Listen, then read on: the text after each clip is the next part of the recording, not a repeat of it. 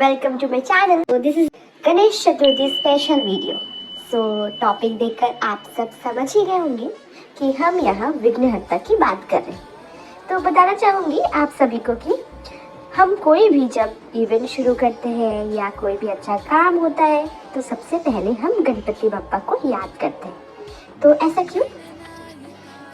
गणेश जी के काफी सारे नाम हैं, जैसे गणेश, गणपति, विनायका। उनमें से एक जो बहुत महत्वपूर्ण नाम है वो है विघ्नहर्ता। और आप देखोगे कि विघ्न मतलब ऑब्स्टेकल्स या जो समस्या आते हैं उसको हराने वाला।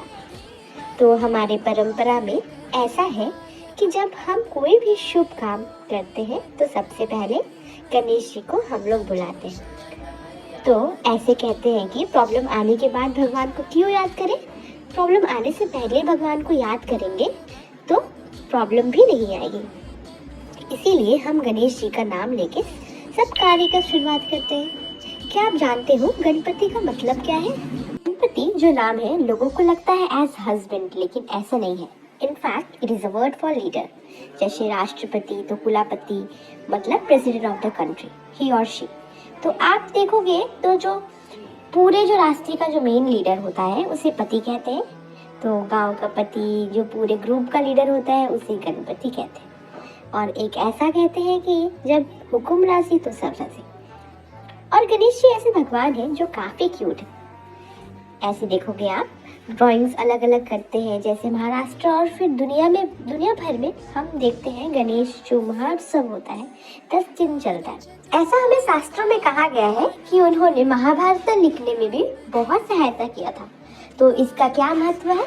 ऐसा कहते हैं कि वेद व्यास जी, जिनका जन्मदिन हम गुरु पूर्णिमा के अवसर पे मनाते हैं, तो उनके मन में ये कल्पना आया कि ऐसा ग्रंथ लिखे जो दुनिया को आगे जाके पूरा गाइड करता रहे और एक मार्गदर्शन देते रहे। वेद व्यास जी खुद एक कैरेक्टर है जिसपे उनका भी रोल आता है। तो उन्होंने बोला कि नहीं, मैं तो सोच सकता हूँ, लेकिन सोचना और लिखना दो अलग अलग चीज़ है। जो सोचते हैं कभी कभी लिख नहीं पाते, और जो लिखते हैं शायद कभी सोचने में एक गैप होता है, because we think faster than what we write. तो ऐसा कहते हैं जब इनको ये कार्य सौंपा गया था सृष्टि से, तो उन्होंने सोचा कि नहीं, मैं सोच सकता हूँ, मेरे पास सारा ज्ञान है, लेकिन जब मैं बोलूँगा तो लिखने वाला कोई अच्छा चाहिए। तो ऐसा कहते हैं उन्होंने गणेश जी को बुलाया। तो गणेश जी ने उनको एक कंडीशन रखा कि अगर उनको समझ नहीं आया तो लिखूंगा नहीं, आई विल स्टॉप देयर। तो ऐसा कहते हैं कि आप जो बोलते ऐसा बिना सोचे लिखेंगे, ऐसा नहीं है। He also should be an editor, not just a writer. तो गणेश जी सोचते थे और सिंपल लैंग्वेज में लिखते थे।